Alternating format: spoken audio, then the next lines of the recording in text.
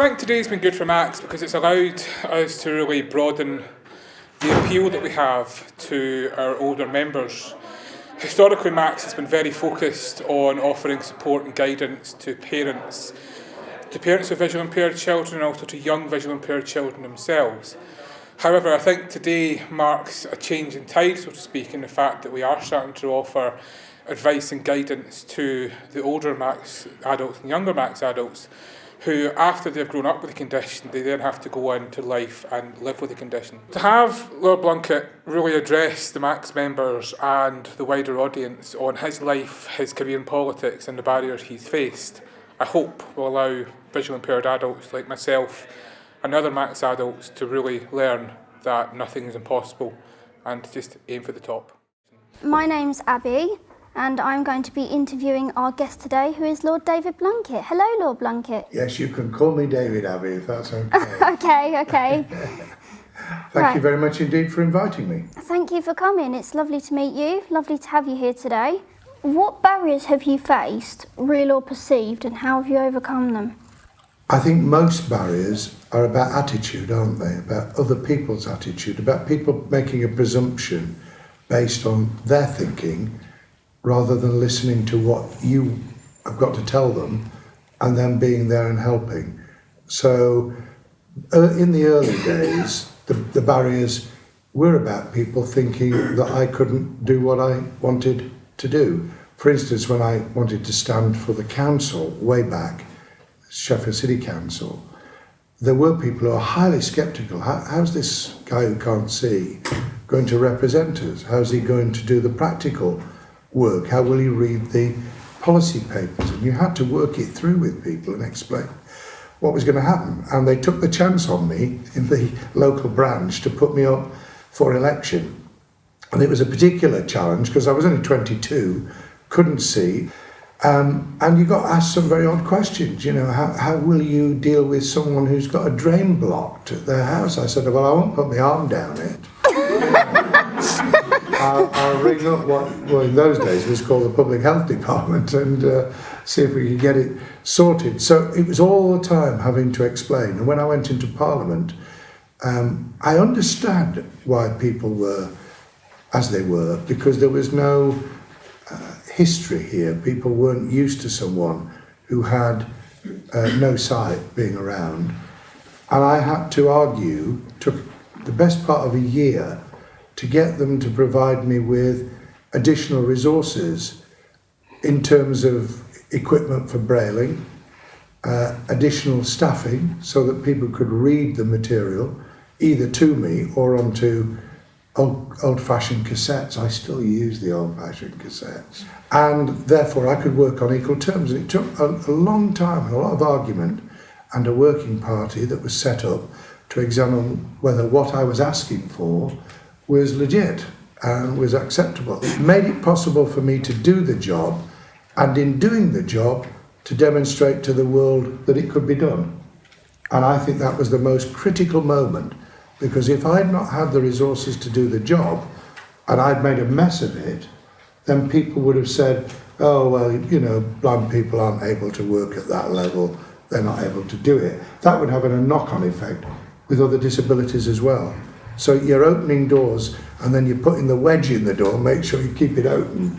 And all my life I've been thinking, you know, what I do will affect attitudes, will affect how other people will be able to succeed. So I've always perhaps overdone it a bit, you know, been too thorough, spent too much time. Or when I was in government, I worked pretty well 16 hours a day, just to make sure that no one could ever say that I was underbriefed because I couldn't see. I used to say to them, by all means criticise if you don't like my politics, or if I've made a mess of stuff, but you'll never be able to criticise me because I haven't done the homework and I'm not on top of the brief, because that would have affected everyone else coming up behind me, wouldn't it? I think that what you've said there just shows that you're very tenacious and very determined. I'm pig-headed. Oh. I think my wife Margaret would second that. You never ever do things on your own. It always a two-way street. If you have to make the effort, but other people around you supporting you, just being there when you need a helping hand the most, that's about mutuality, isn't it? And if we could get that message across, that people can do it, but they need that helping hand to make it possible. Being blind, I don't think it makes things impossible. I think you just need a little bit more, as you say, a helping hand. Yeah. It's some things are a little bit more difficult, but they're not impossible. And it does annoy me when people say that things are. I must say, it doesn't bode well with me at all. Well, good for you, because you should never take no for an answer. You know what you can't do. I mean, we know we're not going to fly a plane, even though the instruments could probably do it. But we do know what we can do, and we just need that booster, that help, that bit of understanding and opportunity. You know, because quite often people don't get the opportunity to be able to demonstrate their talent, and we've got to open that up, which is why I mentioned earlier getting through to employers. If I can, in the years that are left to me, if I can get the message across that I didn't just do this out of the blue, I'm not special, it's just I happened to be in the right place and have the right tenacity to do it. There's lots of people out there with disabilities, including multiple disabilities, who just need that chance, don't they, to do it. Yes. And to say to employers that there is a programme run by the Department for Work and Pensions called Access to Work. They've just agreed to restore some of the funding that was cut out of it after the austerity measures, and it's available for individuals to link up with employers to facilitate people getting to work, being at work, adaptations at work, maybe individual personal support to make it possible to do things. And I'm hoping that we can persuade the government that access to work could be available, that fund could be available for people volunteering or tasters in work, so that people could build their confidence and demonstrate that they could do it. Yeah, I completely agree with you on that one.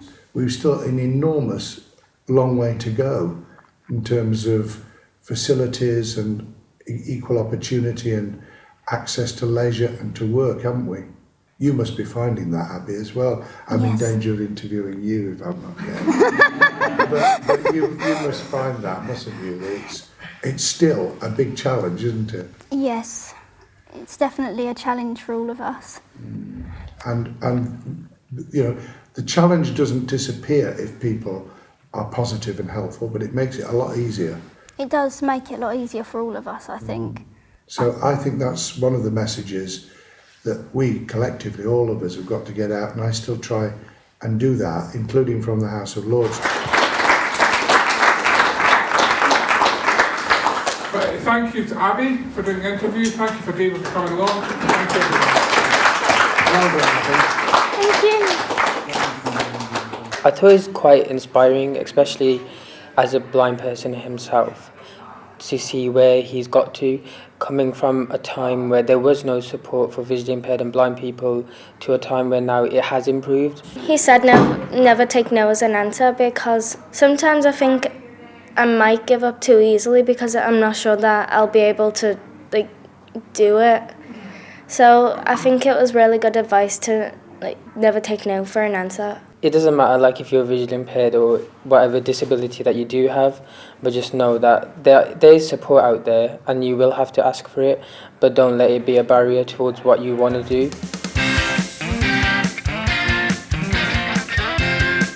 This special podcast was made possible by the Microphthalmia, Anophthalmia and Collarbonus Support Charity. The episode was written by Helen O'Brien and produced by Audio Ollie Harrison.